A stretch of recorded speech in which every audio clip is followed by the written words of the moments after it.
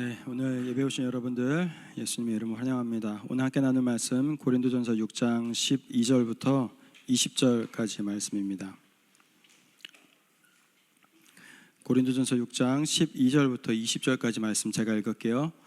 나에게는 모든 것이 허용되어 있습니다. 그러나 모든 것이 다 유익한 것은 아닙니다. 나에게는 모든 것이 허용되어 있습니다. 그러나 나는 아무 것에도 제재를 받지 않겠습니다. 음식은 배를 위하여 있고 배는 음식을 위하여 있습니다. 하나님께서는 이것도 저것도 다 없애버리실 것입니다. 그러나 몸은 음행을 위한 것이 아니요 주님을 위한 것이며 주님께서는 몸을 위한 분이십니다. 하나님께서는 주님을 살리셨고 또한 그의 능력으로 우리도 살리실 것입니다. 여러분의 몸이 그리스도의 지체라는 것을 알지 못합니까? 그런데 내가 그리스도의 지체를 가져다가 창녀의 지체로 만들겠습니까? 결코 그럴 수 없습니다. 창녀와 몸을 나누는 사람은 그 창녀와 한 몸이 된다는 것을 알지 못합니까? 하나님께서 말씀하시기를 둘이 한 몸이 될 것이다 하셨습니다. 그러나 주님과 합하는 사람은 그와 한 영이 됩니다. 음행을 피하십시오. 사람이 짓는 죄마다 문 밖에서 일어나는 것입니다만 음행을 저지르는 사람은 자기 몸에 죄를 짓는 것입니다. 여러분의 몸은 여러분 안에 계신 성령의 전이라는 것을 알지 못합니까? 여러분은 성령을 하나님으로부터 받아서 모십니다. 여러분은 여러분 자신의 것이 아닙니다. 여러분은 값을 치르고 사신 바가 되었습니다. 그러므로 여러분의 몸으로 하나님께 영광을 돌리십시오. 아멘.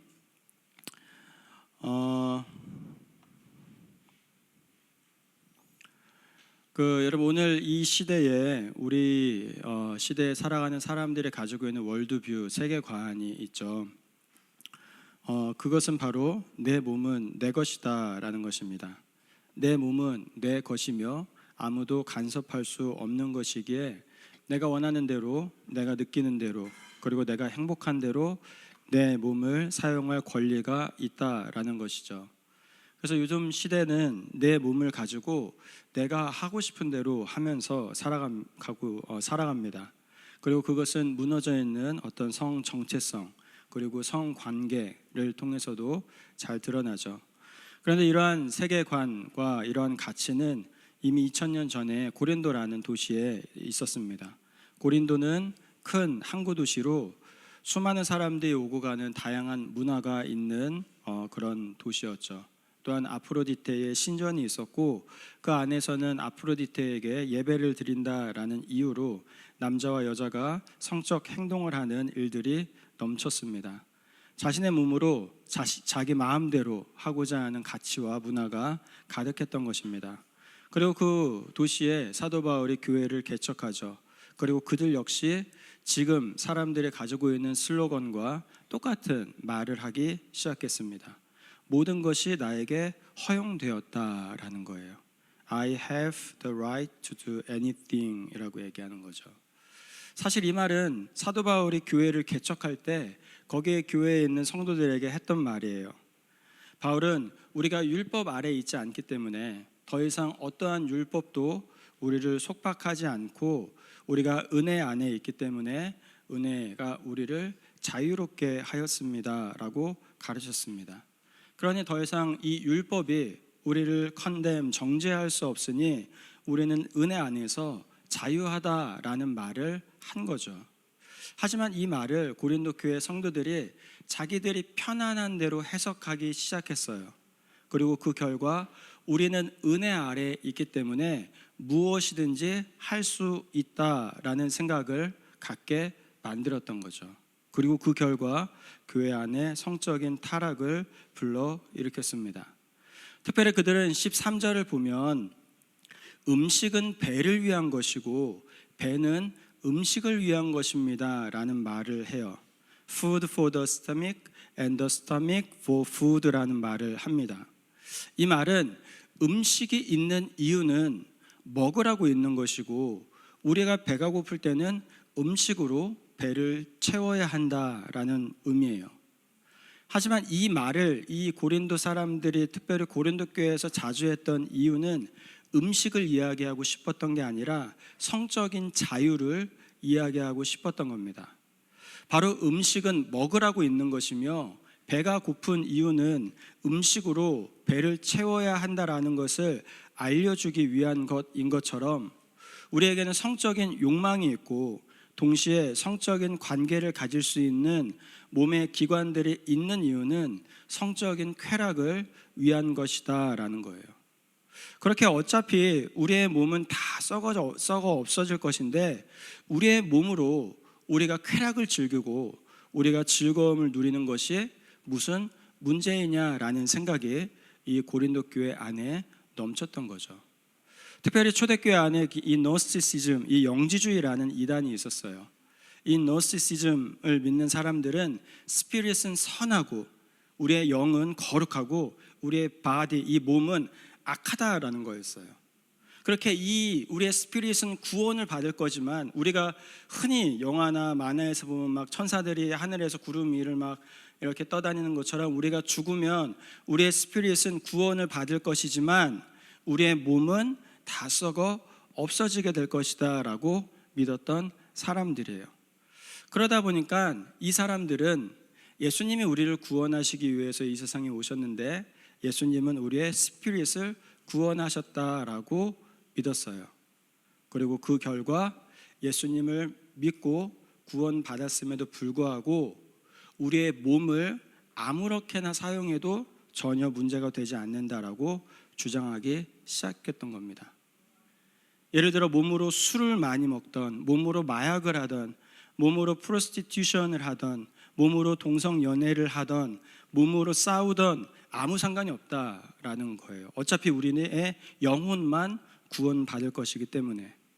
그러니 고린도 교회는 이러한 잘못된 자유에 대한 생각으로 교회 안에 여러 가지 성적인 타락의 문화를 가지고 들어오기 시작한 것입니다. 이제 그 소식이 바울에게 들렸어요. 그러자 바울은 이 문제에 대하여 대답하기 시작합니다. 그것이 우리가 오늘 읽은 본문의 내용이에요. 그래서 우리는 오늘 이 본문을 통해서 우리의 몸은 내 것이기에 내가 마음대로 해도 된다라고 이야기하는 이 시대와 이 세상 속에서 그러한 문화를 향해서 하나님이 바울을 통해 주시는 생각이 어떤 것인지 우리가 조금 살펴보도록 하겠습니다. 그래서 오늘 본문에 있는 바울의 논리를 중심으로 해서 세 가지 정도를 살펴보면 첫 번째는 우리의 몸은 주님을 위한 것임을 우리가 기억해야 돼요. 우리의 몸은 주님을 위한 것임을 우리가 기억해야 됩니다. 당시 이 고린도에 있었던 사람들은 이야기했어요. 모든 것이 나에게 허용되었습니다. I have the right to do anything. 모든 것을 내가 할 수 있습니다. 모든 것이 가능합니다 라고 이야기했어요. 거기에 대해서 바울이 반대하진 않아요. 모든 것이 가능합니다 라고 이야기해요. 근데 거기서 한 가지 바울이 이런 이야기를 해요. 모든 것이 가능하지만 모든 것이 유익한 것은 아닙니다. 모든 것이 가능하지만 모든 것이 베네피셜하지 않다라는 거예요. 모든 것이 도움이 되지는 않는다라는 겁니다. 또한 두 번째로 사울 바울이 이야기해요. 모든 것이 가능하지만 나는 아무 것에도 제재를 받지 않겠습니다. But I will not be mastered by anything 이라고 이야기해요. 다음 걸로 한번 좀 볼까요? 그 다음 거요. 네. 바울은 여기서 우리가 생각하는 진짜 자유라는 게 어떤 건지에 대한 데피니션을 내리고 있어요. 여러분, 진정한 자유는 뭘까요? 여러분, 진정한 자유라는 것은 뭐든 먹고 싶은 대로 먹는 게 자유입니까? 여러분, 진정한 자유라는 건 뭐든 하고 싶은 대로 하는 게 정말로 자유예요? 그리고 우리가 하기 싫으면 하지 않는 게 자유입니까? 꼭 그런 건 아닌 것 같아요. 그렇죠? 진정한 자유라는 것은 우리를 건강하게 하는 것을 먹고 건강하게 하지 않는 것을 먹지 않고 다른 사람들을 위하는 일을 하고 다른 사람들을 무너뜨리는 일을 하지 않으며 우리의 평안을 주는 일을 하고 우리에게 평안을 주지 않는 일을 하지 않을 수 있도록 선택할 수 있는 능력, 그것이 자유죠. 여러분 한번 생각해 보세요. 우리가 체스전에 가서 나는 자유인이다 라고 큰 소리를 지르고 다니면 여러분 어떻게 돼요? 경찰에 잡혀가죠. 왜요? 그것은 진정한 자유가 아니기 때문에 그래요. 여러분 우리가 나는 자유가 있다라고 생각하고 운전할 때 여러분 100km, 200km 달리면 어떻게 됩니까? 여러분 경찰한테 잡혀가죠. 왜요? 그것은 자유가 아니기 때문에 그래요. 여러분 우리가 자유가 있다라고 해서 매일매일 라면을 먹고 매일매일 커피를 마시면 어떻게 돼요? 우리의 몸이 망가지죠. 왜냐하면 그것은 진정한 자유가 아니기 때문에 그렇습니다. 오히려 체스전에서 굳이 소리를 지르는 사람, 운전을 하며 굳이 스피드를 하는 사람, 안 먹어도 되는 음식을 굳이 먹는 사람은 12절처럼 그것들을 오히려 마스터로 삼는 사람이 돼요. 무슨 말이냐면 내가 자유가 있다라고 생각해서 아무거나 막 하다 보면 결국 그것들이 우리를 컨트롤하기 시작한다라는 거예요. 그래서 그것을 안 하면 안 되도록 만든다라는 거예요. 여러분들에게 몇 번 얘기했지만 저는 커피를 좋아하고 커피가 저를 컨트롤해요. 그래서 그거를 이겨보려고 너무 노력하지만 잘 안 돼요. 그래서 아직까지도 오늘도 이 믹스 커피를 몇 잔을 마시면서 한 주간의 스트레스를 날려보내는 그런 일을 했는데, 여러분 저는 커피 마실 자유가 있잖아요, 그렇죠? 그래서 먹다 보면 어떻게 돼요? 그 커피가 저를 컨트롤하기 시작해요. 여러분들도 여러분들이 하고 싶은 거 다 할 수 있는 자유가 있죠. 그런데 그것이 좋지 않은 것을 하면 그것으로 끝납니까? 어느 순간 그것들이 나를 컨트롤하기 시작해요. 나를 끌고 가기 시작해요. 나를 붙잡기 시작해요. 그러니 사도 바울이 그런 얘기를 하는 거예요. 우리에게 몸이 원하는 것을 모두 하고 싶은 그대로 하는 것은 진정한 자유가 아닙니다 라고 얘기하는 거예요. 도움이 되는 것, 유익한 것을 하는 것이 진정한 자유입니다. 유익하지 않은 것들은 내가 철저하게 밀어버리고 도움이 되는 것을 선택할 수 있는 것이 진정한 자유입니다 라고 이야기하는 거예요. 그러다 보니 사람들이 질문할 수 있어요. 하나님이 우리를 디자인하실 때 우리에게 욕구를 주지 않았습니까? 하나님이 성적인 욕구를 우리에게 심어준 거 아닙니까? 하나님이 음식에 대한 욕구를 우리에게 심어준 거 아닙니까? 그러면 우리가 그 욕구대로 행동하는 게 도대체 무엇이 문제입니까? 라고 생각할 수 있어요. 근데 거기에 대해서 사도 바울이 이렇게 이야기합니다. 하나님은 이것도 없애고 저것도 다 없애버릴 것이다. God will destroy them both 라고 이야기해요. 우리가 가지고 있는 이 욕구라는 것은 영원한 것이 아니다 라고 하는 말씀이 얘기하는 거예요. 영원한 것이 아니라 그것은 언젠가는 사라지게 될 것이다 라는 거예요. 왜냐하면 그것은 완성된 하나님 나라가 오기 전까지 하나님의 뭔가 목적과 의도가 있어서 우리에게 주신 거예요. 그래서 그 욕구를 통해서 우리가 하나님을 발견하고 하나님을 알아가시기 위해서 하나님이 우리에게 주신 건데, 이제 그 하나님을 완벽하게 보고 완벽하게 만나는 그 하나님 나라에서는 하나님을 알게 하기 위하여 도울 수 있는 욕구가 더 이상 필요하지 않기 때문에 그 땅에서는 그것이 모두 사라지게 될 것이다 라고 이야기하는 거예요. 그러니까 그 욕구라는 것은 영원한 것이 아니라, 정말로 항상 좋은 것이 아니라, 하나님이 이 땅에 있는 인간들, 특별히 죄 가운데 있는 인간들이 하나님을 알게 하기 위하여서 하나님이 주신 특별한 통로이기 때문에 그것은 컨트롤되어야 하는 거지, 그것은 하나님이 주신 목적대로 사용되어야 하는 거지 무조건 따라야 하는 것은 아니다라는 거예요.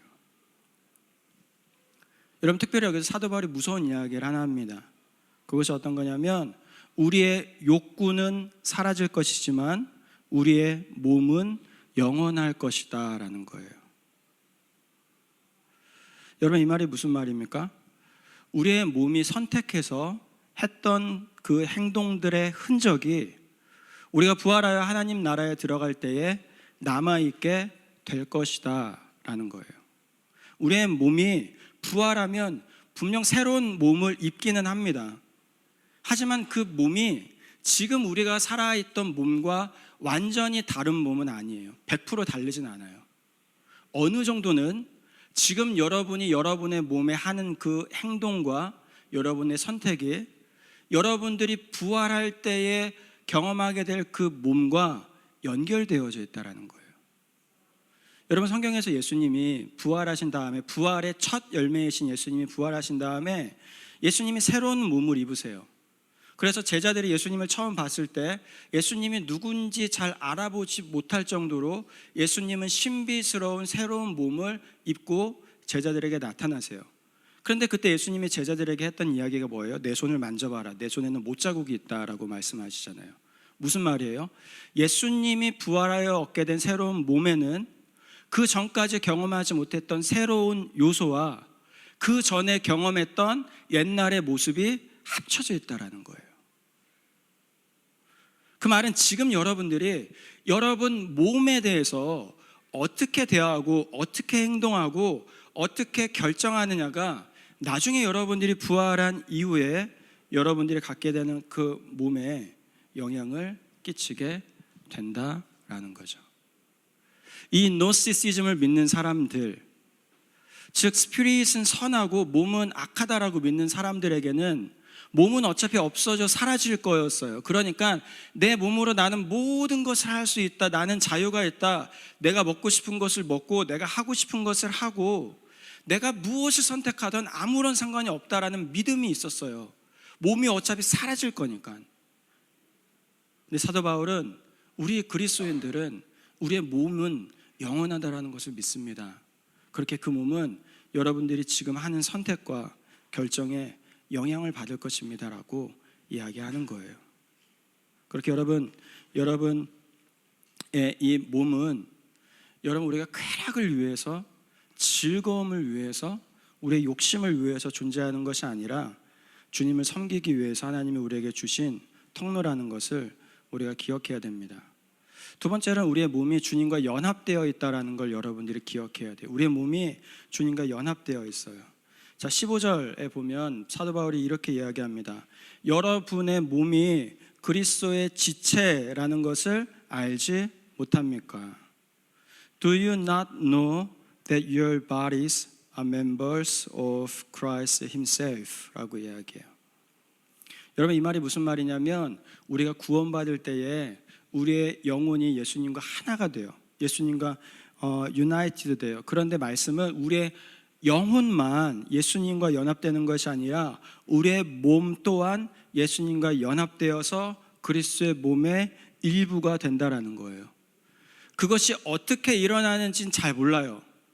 하지만 예수님의 부활한 몸이 제자들이 문을 닫아놓고 무서워하고 있는 그 방에 문을 열지 않고 들어온 그 사건을 통해서 예수님의 몸이라는 게, 부활한 사람의 몸이라는 게 굉장히 신비스럽다라는 걸 우리가 알아요.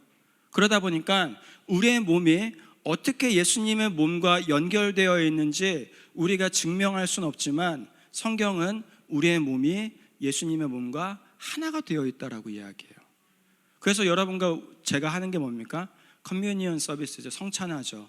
예수님의 몸을 우리가 먹고 예수님의 피를 우리가 마시면서 예수님의 영혼뿐만 아니라 예수님의 몸과 우리가 함께하고 있다는 것을 계속 리마인드 시켜주는 거예요. 또한 이것을 여러분들에게 가르쳐주기 위해서 하나님이 디자인해 놓으신 인간의 관계가 있는데 그게 어떤 거냐면 바로 남자와 여자의 성적 관계입니다. 여러분, 남자와 여자의 성적 관계는 단순히 기분 좋게 하기 위하여 하는 행동이 아니라 결혼한 남자와 결혼한 여자의 어떤 인티메이트한 그런 릴레이션십을 통해서 서로를 사랑해주고 서로를 배려해주고 서로에 대한 사랑을 표현해줌으로 인하여서 예수님과 우리의 하나됨의 기쁨을 우리가 테이스팅하게 하기 위하여서, 맛보게 하기 위하여서, 기대하게 하기 위하여서 하나님이 디자인해 놓으신 장치예요. 그러다 보니까 남자와 여자의 성적 관계 안에는 특별한 게 있어요. 특별한 게. 그게 어떤 거냐면 단순히 몸과 몸의 하나됨일 뿐만 아니라 영과 영의 하나됨이고 마음과 마음의 하나됨이고 생명과 생명의 하나됨이다라는 거예요. 그러니까 여러분, 남자와 여자의 이 성적 관계는 굉장히 아름답고 굉장히 소중하고 굉장히 귀한 거예요. 그런데 그 연합을 깨버리고 그 즐거움을 깨버리고 그 기쁨을 깨버리는 행동이 있어요. 그게 무엇이냐면 바로 결혼 밖에서 또는 결혼 전에 하나님이 만들어 놓은 귀한 성적인 연합을 그저 즐거움을 위한 도구로 바꿔버리는 것입니다. 그러다 보니 그 행동이 낳는 결과는 어떤 거예요? 성적 관계의 의미를 기억하는 것이 아니라 성적 관계의 쾌락을 우선시하는 거예요. 부부가 서로 결혼하여서 서로에 대해서 헌신하고 서로를 사랑해주고 서로에 대해서 배려하겠다라는 약속 아래에서 서로와 함께 책임을 지기 위해서 하나님이 주시는 그 축복의 관계를 누릴 때에 그것은 하나님이 우리에게 주실 수 있는 가장 큰 축복이고 가장 큰 은혜이지만 그것을 다 무시해버리고 그 결혼이라는 관계 밖에서 그 성적인 관계를 맺을 때에 그 성적인 관계의 의미는 더 이상 서로를 향한 커미트먼트가 아니라 서로를 향한 배려가 아니라 서로를 향한 쾌락과 서로를 향한 즐거움으로 바뀌게 된다라는 거예요. 그리고 그러한 행동이 반복되면 반복될수록 그 사람에게 성적인 행동이라는 것은 쾌락을 위한 행동으로 변질되게 되고 그로 인해 그 쾌락을 위하여서 또 다른 쾌락을 찾으러 다닐 수밖에 없는 그러한 일들이 일어나게 되는 것입니다. 그래서 사랑하는 우리 청년 여러분들이 예수님과 우리의 하나됨을 깊이 경험하게 하시기 위하여 만들어 놓은 남자와 여자의 이 성적 관계라는 이 축복을, 이 기쁨을 결혼이라는 제도 아래에서 특별하게, 행복하게, 그리고 감사하게 경험하게 되시기를 바랍니다. 여러분, 이 성관계라는 것은 여러분들이 생각하는 것보다 훨씬 더 아름답고 소중한 거예요. 그런데 결혼 전에 여러분들이 잘못된 선택을 하여서 그 기쁘고 아름답고 행복한 그것들을 미스한다라면 너무 아쉽겠죠. 너무 슬프겠죠. 여러분들에게 단순히 결혼 전에 하는 성관계는 죄입니다. 여러분들은 혼전 순결해야 됩니다. 성경에 그것을 했으니까 여러분 지켜야 됩니다라고 이야기하는 게 아니에요, 여러분. 하나님이 여러분들을 위해서 주시고자 하는 가장 아름다운 거예요. 그래서 그것을 잘 보호하고 지켜서 하나님이 여러분들에게 주시고자 하는 그 아름다움의 축복을 누릴 수 있는 그때에 여러분들이 그것을 경험하면 그것은 여러분들의 부부관계, 여러분들의 가족관계, 여러분들의 인생에 있어서 여러분들이 잊지 못할, 여러분들이 너무 소중하게 경험할 수 있는 그런 행복입니다. 근데 그 포장지를, 그 순간을 여러분들이 미리 깨버리면 여러분들이 그 진정한 의미와 그 가치와 그 아름다움과 행복들을 놓치게 된다라는 거예요. 그렇게 여러분들이 우리의 몸은 주님과 연합되어 있다라는 것을 기억하시고 주님과 연합되어 있는 그것을 주님이 우리에게 가르쳐 주시고 경험시켜 주시기 위해서 이 성적 관계라는 것을 우리에게 주셨다라는 것을 기억하고 여러분들이 그것을 주님 안에서 기쁘고 감사함으로 행복함으로 경험하게 되기를 간절히 소원합니다. 자, 마지막으로 여러분들 잘 아는 거죠. 우리의 몸은 성령의 전이라는 것을 기억해야 돼요. 여러분, 우리의 몸은 성령의 전이래요. 아까 이야기한 노시시즘이 얘기하는 것처럼 여러분들의 몸은 죽어 없어질 게 아닙니다. 우리 그리스도인들은 우리의 몸이 죽어서 없어질 거라고 믿는 사람들이 아니에요. 우리의 몸은 영원할 거예요. 그리고 그 몸 안에 예수님의 영인 성령 하나님께서 함께하고 계십니다. 그리고 그 몸을 우리에게 거룩하게 하셨어요. 근데 그 몸이 거룩한 성전이기 때문에 사도 바울은 이 18절에서 우리에게 한 가지를 명령해요. 그게 어떤 거냐면 음행을 피하십시오라는 겁니다. Flee from sexual immorality라는 거예요. 여러분들을 하나님이 거룩하게 만드셨는데 여러분들을 거룩한 성전으로 만드셨는데 그 거룩한 성전을 파괴하는 행동은 바로 음란입니다. 그렇기 때문에 그 음란으로부터 여러분들이 피하십시오라는 거예요. 여기서 사도 바울이 신기한 표현을 써요. 그게 뭐냐면 flee from sexual immorality, 음행을 피하십시오, 음행으로부터 도망치십시오라는 이야기를 해요. 여러분, 사도 바울이 왜 음행으로부터 도망치십시오라는 표현을 했을까요? 여러분, 왜 음란으로부터 피하십시오라는 표현을 했을까요? 이 말은 음란과 여러분들이 싸우는 것이 쉽지 않다라는 거예요. 여러분들이 나는 이 음란한 것과 싸울 수 있어. 그러니까 나는 뭐 어디에 파티에 가도, 나는 어떤 그런 유혹이 있는 장소에 가도, 나는 그런 유혹이 있는 미디어를 봐도 나는 괜찮아, 이길 수 있어 라고 생각할 수 있지만, 오늘 사도 바울이 저와 여러분들에게 해주는 이야기는 여러분, 그 음란과 싸우는 것은 쉽지 않습니다. 그러니까 그 장소를, 그 상황을, 그 자리를 피하는 게 오히려 여러분들에게 필요한 지혜입니다라고 이야기하는 거예요. 여러분들은 여러분 자신을 얼마나 믿을 수 있는지 모르겠지만, 여러분들은 여러분 스스로를 얼마나 믿고 있는지 잘 모르겠지만, 여러분들은 그렇게 믿을 수 있는 사람이 아니다라는 거예요. 그래서 창세기에 보면 누가 나와요? 요셉이 나오죠. 요셉이 노예로 있을 때에 그 노예의 집 주인인 보디발의 아내가 요셉을 유혹합니다. 근데 그 유혹 앞에 요셉이 그 자리에 있으면서 이 보디발의 아내와 계속 논쟁하지 않아요. 이거는 잘못된 겁니다, 이거는 잘못된 겁니다 라고 이야기하지 않아요. 그 자리에서 피하죠. 그런 것과 같은 피함이 우리에게 필요하다라는 거예요.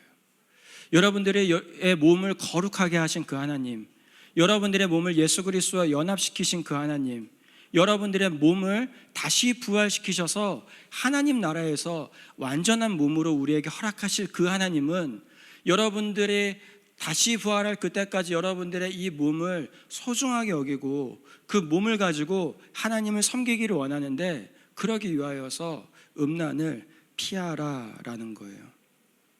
특별히 우리가 우리의 몸이 성령의 전입니다. Temple of God's Spirit이라고 이야기할 때 쓰여졌던 헬라어 단어는 지난주에 설명드린 것처럼 히에론이 아니라 나우스예요. 나우스는 뭐예요? 하나님의 특별한 임재가 있는 곳. 히에론도 성전이고 나우스도 성전인데, 히에론은 성전 건물 전체를 이야기하는 그릭 단어고, 나우스는 하나님의 프레젠스가 있는 그곳, 지성소, 홀리 오브 홀리스, 하나님의 말씀이 있고 하나님의 거룩하심이 있고 하나님의 임재가 있는 그곳. 그래서 대제사장 말고 다른 사람이 들어가면 죽을 수밖에 없었던 그곳, 대제사장도 1년에 한 번 허락하신 이스라엘의 대속죄의 날, 이스라엘을 위하여 제사 드리기 위하여 두려운 마음으로, 떨리는 마음으로 하나님께 자신의 죄를 위하여 용서를 구하고 들어가야 겨우 거기서 살아서 나올 수 있을 정도로 하나님의 거룩한 장소가 나우스예요. 그런데 여러분들의 몸이 뭐라는 거예요? 그 나우스라는 거예요. 여러분들의 몸 안에, 여러분들 안에 그 하나님의 성령이 함께 하시고 하나님의 임재하심이 함께 하시고 여러분들의 몸을 하나님의 거룩한 장소로, 거룩한 성전으로 만드셨다라는 거예요. 그러니 여러분들의 몸이 얼마나 소중하고 얼마나 귀하고 얼마나 거룩한 장소입니까?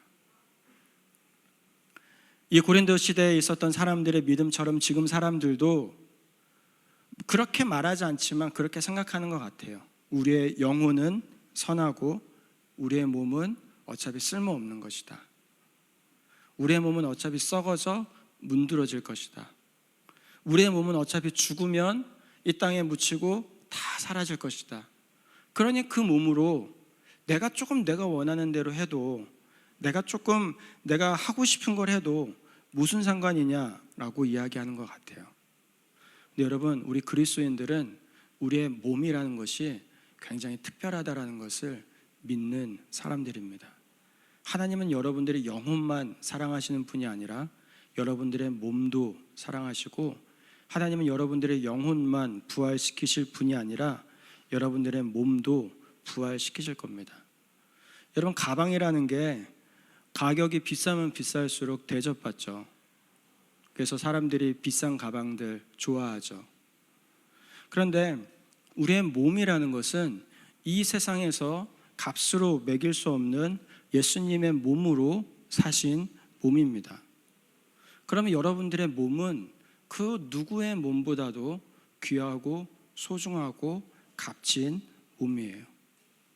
그러면 그 몸으로서 저와 여러분들이 해야 하는 선택은 무엇일까요? 오늘 이 말씀을 들으며 그것에 대한 대답을 여러분들 스스로 내리기를 바랍니다. 말씀을 정리할게요. 자, 오늘 본문을 다시 보면 우리의 몸은 참 신기해요. 이 몸은 주님을 위한 몸입니다 라고 이야기합니다. 부활하실 하나님이 살리실 몸입니다. 또 오늘 말씀은 이 몸은 그리스도와 연합된 몸입니다 라고 이야기합니다. 내가 어디로 가든지 그리스도의 지체로 가는 것입니다 라고 이야기해요. 이 몸은 또한 오늘 말씀은 성령의 전입니다 라고 이야기해요. 여러분, 이 말씀을 다 정리해 보면 우리의 몸과 관련해서 누가 등장해요? 하나님이 등장하세요. 누가 등장해요? 예수님이 등장하세요. 누가 등장하십니까? 성령님이 등장하십니다. 성부 하나님이 이 몸을 지으시고 살리십니다. 성자 예수님이 이 몸과 연합하시고 자신의 피로 사십니다. 성령 하나님이 이 몸 안에 거하십니다.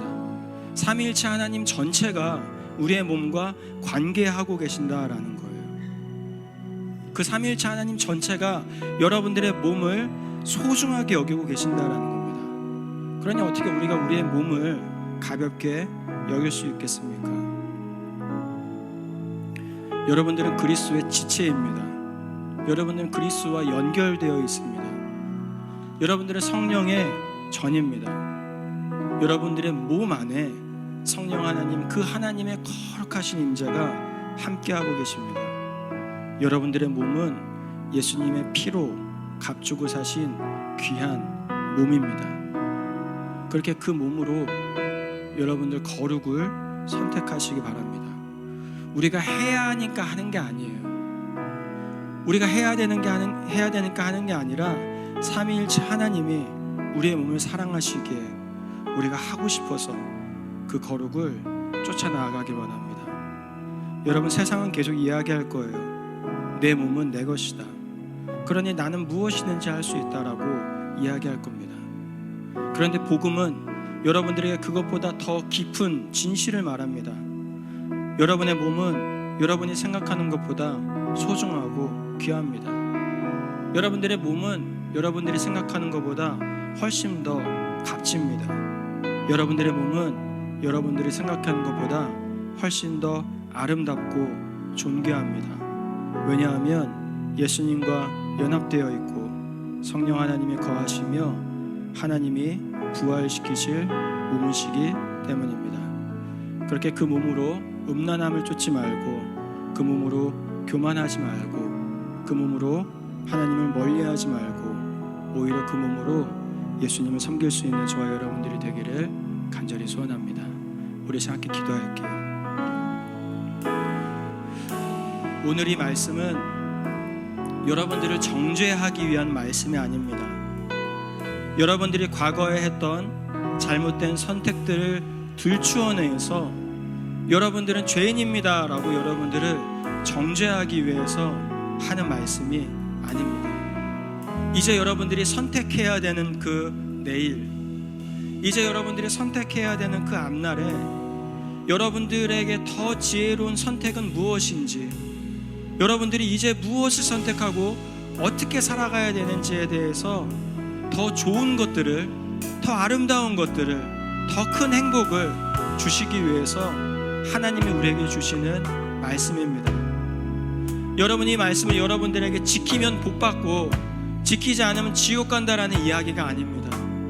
이 말씀은 여러분들에게 더 좋은 것들이 있는데, 하나님이 여러분들에게 준비한 더 큰 축복이 있는데, 하나님이 여러분들에게 주고 싶어하는 가장 좋은 것들이 있는데, 그것을 놓치지 않게 하기 위하여서 여러분들을 설득하고 여러분들에게 말을 거는 하나님의 말씀입니다. 그렇게 여러분들이 과거에 어떠한 삶을 살았던, 과거에 어떤 선택을 하였던 그것과 상관없이 하나님, 내가 이제는 주님이 주신 그 좋은 것들을 향하여 내 몸을 소중히 여기고 내 몸으로 단순히 음란과 단순히 내 몸으로 쾌락을 쫓아서 나아가는 것이 아니라 하나님이 주신 축복과 그 선물을 향하여서 나아가 하나님이 주신 그 축복의 때에 그 결혼이라는 안전한 제도 아래에서 내 배우자를 사랑해주고 내 배우자를 기뻐해주고 또한 그 배우자를 통하여서 내가 큰 축복을 누리며 그 하나님이 주신 은혜를 경험할 수 있는 삶을 선택할 수 있도록 도와주시옵소서. 우리 지금 그렇게 함께 기도하도록 하겠습니다. 하나님 아버지, 이 세상은 아버지 우리의 영혼이라는 것은 소중하고 귀하지만 우리의 몸은 썩어 없어질 것이다. 우리의 몸은 어차피 사라질 것이다. 우리의 몸은 죽으면 끝이다 라는 생각으로 우리의 몸을 함부로 생각하고 우리의 몸의 욕구대로 행동하고 우리의 몸이 원하는 대로 선택하고 살아가는 아버지 그것들을 우리에게 이야기합니다. 하지만 하나님은 우리의 몸을 사랑하고 계시고 우리의 몸을 아끼고 계시고 우리의 몸을 위하여 십자가에서 죽으시고 아버지 우리의 몸을 살리시기를 원하시는 분임을 우리가 다시